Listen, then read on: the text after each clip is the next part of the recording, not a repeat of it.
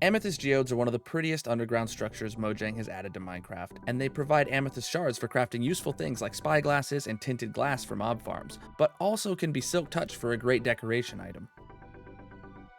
When building my 500 club, I built it around my drowned farm, so I decided to enclose the entire drowned farm in tinted glass. That way, it'll still function while being visible. You can check out the video of the 500 club that I made in the description. But to do that farm, I needed dozens of shulker boxes of tinted glass, so I made the Amethyst farm that I'm about to show you. It was designed entirely in my 14,000 day hardcore world live on stream, and if you want to watch the process, it's in VOD 628 through 661, again, linked in the description. When I designed this farm, I looked underground and saw that I had 14 geodes within a 200 block radius of my storage room. I came up with a plan to connect them all and make this system. It's important to note that only amethyst buds within 128 blocks of the player will grow, so choose ones that are around your base and you'll be around often. To use this farm, I start at the entrance geode. I grab one of my Silk Touch or Fortune 3 pickaxes that do not have efficiency, and I make my way into the minecart. I'm then ejected at my first geode, where I take my pickaxe and mine away all the amethyst crystals within reach, slowly making my way down the staircase that leads me to every cluster. The shards all fall onto the floor where they trigger the tripwire hooks, which send out the automatic hopper minecart. If any fall on top of the other amethyst buds, I can do some parkour to collect them, or just let them despawn if I feel like I've got enough already. Then once it's all done, I throw any that I picked up into the dump chest at the end of the geode, which connects to the same hopper minecart unloader. Then I hop into the minecart and proceed on to the next geode. Once I'm through mining all 14 geodes, the minecart drops me off at the storage room. All items collected by the hopper minecarts are put into the chest minecarts and sent here to the unloader. Then the chest minecarts are shuffled back through the system for the first available geodes. Now, let's take a look at all that redstone.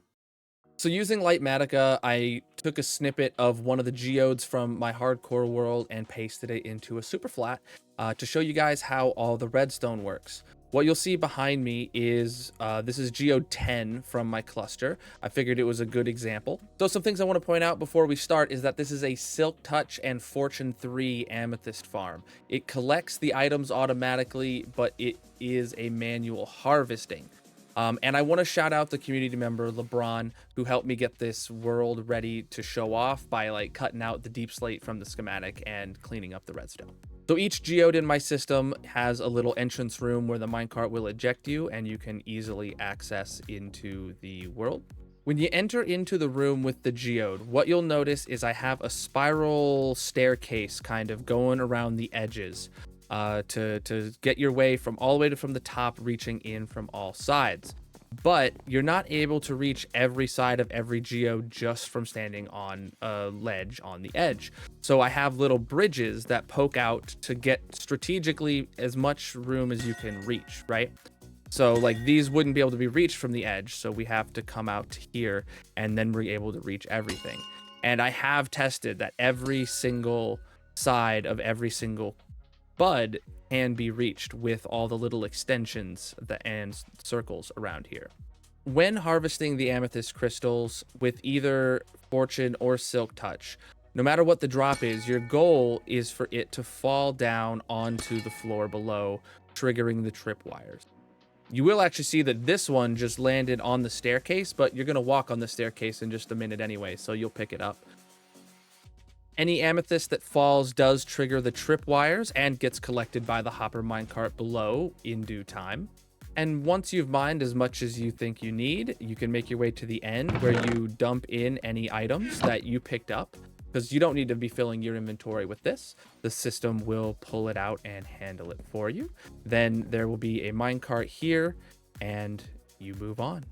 Something super simple, but one of the first parts of this that I designed was actually this minecart system. So you arrive in a minecart and you get ejected, but the minecart continues on. It actually circles around the geode and gets plunked down on the track right here, ready for you to move on. So it's just one minecart that you ride the whole way that you don't need to worry about like picking up and placing or anything like that. So when there is anything on the tripwire hooks, you'll see those get depressed and it actually turns on this redstone line here, which gets extended and puts a redstone signal to this repeater.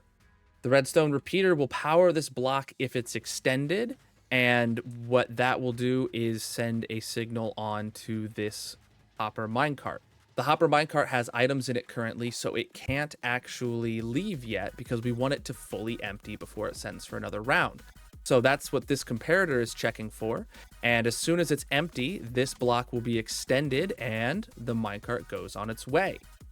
It's going to make a zigzag pattern over the whole floor, covering every square. Then once it reaches the end, it's actually going to just loop around to get back to the beginning very quickly. Then it'll empty, and if there's more on the tripwire hooks because you're still mining, that signal will come again and power it as soon as this block is extended. So what happens when the items get pulled out of the hopper minecart? They get put into a minecart with chest. So the main reason to have this handoff is because the hopper can only hold 5 stacks of items, which you definitely can get more of in a single harvest. So it gets put into a larger minecart chest that can store multiple rounds. And we have a system here to keep it ready to launch at any time. This is just a standard fence gate detector rail. Comparator pulls it out of there. So what the comparator is doing is powering this redstone torch, which is turning it off. When the chest is empty, this torch is on, which overrides the etho hopper clock that we have, meaning that the minecart will never be sent until there's something in it. So once that torch is off, the etho hopper clock starts running. This is fully filled with 5 stacks of iron nuggets in my case. And an output is received from this side when the redstone block pulls out of here. It actually powers this dropper, which has a line of hoppers circling it. Inside of this dropper hopper line, this is just a counter. There is 3 iron nuggets total.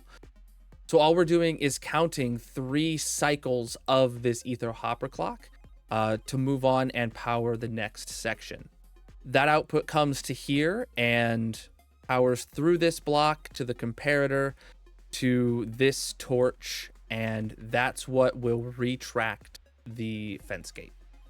You'll notice this block here that gets powered from the dropper counter actually is retractable by a piston. If we follow that, it goes all the way back here to the beginning that is detecting for a full redstone signal. So if the minecart chest becomes completely full, it overrides the counter and forces it to pull out. So let's hit this override and see where the minecart goes. Goes out and around onto the purple track, which is going to shuffle it here to the first minecart unloader, where all the contents will be pulled out and ran through this hopper line into the bottommost shulker box, where this is just a standard wall of hoppers. It'll fill to the next one and the next one and so on. Lots of storage. I always do overkill like that. But something that I needed to solve for was I didn't want to run a full circuit minecart to every geode, and I didn't want them to get backed up and bottlenecked at an unloader, a single point unloader. So I came up with a multi-cart unloader. If, like me, you have multiple geodes connected to this and a second one comes through, fill it up to demonstrate. We'll nudge it in. It bypasses that unloader now and goes to the next one. And now they're both unloading, and they each have a full double chest buffer for each unloader. What happens here is items going through the hopper get detected and retracts the redstone block, which unpowers the powered rail, so the minecart stays here until it's empty. But also simultaneously, a signal is sent down with these torches and powers this rail. That means the next part that goes through will automatically skip and not enter until it gets to the first open container. Then when you see here, one of them, it empties itself, it goes, it skipped that one, and then it goes to every single unloader along the way, but it will eventually go on down through to the next geode. Every single geode has logic to detect if there is a minecart there or not, and if there's not, the minecart will pull into the first available geode. How that is done is right here with the detector rail. Let's let that minecart come on its way, and you can see here what will happen. Let's say this one leaves, and it hits this detector rail, which does a 1-tick pulse and retracts the redstone block, letting this rail here allow a minecart in. Then when that next minecart comes through, it hits the same system, triggering this T flip-flop, and now it goes the other way. So when that minecart comes back through, it doesn't necessarily go to the same geode it was at before. It just allows itself to go through the system to the first available geode, because most likely the older ones are empty, or they still need a second round of minecart hopper if they got a really big harvest. But to the player, you notice none of this. You go through the system and do your harvesting and move on, and all of the items end up at the shulkers waiting for you when you get there. I will admit there is a bit of a delay for all of them to show up, because there is time that needs to pass for all of the timers for the minecart chests, and then they physically need to move, and then they need to unload, but it all ends up back there in due time. And if you wanted to have it all instantly, you would probably just carry a shulker box with you and not let it be collected. But where's the fun in that? Another quick thing to show is the drop chest at the end is just a hopper line that moves over and actually goes underneath the rails and makes its way to the same minecart chest. The reason this goes underneath the rails is so you can squeeze a little bit more efficiency out of your hopper minecart. It can only hold 5 stacks per pass, but every time it reaches this hopper line, it'll pull a couple shards out, letting you get maybe 5.5 stacks on a really big pass if it all works out. Also, when making the schematic, we found that there were diamonds literally this close to the farm. And, if this video gets 100 likes, I will go dig up these diamonds. But otherwise, just forget they're there. We don't know. I hope I explained enough for you to understand how this farm works and why I built it. If you have any questions or recommendations, feel free to drop them in the comments. I had a lot of fun designing this farm. There's no reason for it to be this complicated. This exists purely because I needed to prove to myself that I could do it. If you fancy redstone the same way, the world download is available on CurseForge, and that's linked in the video description.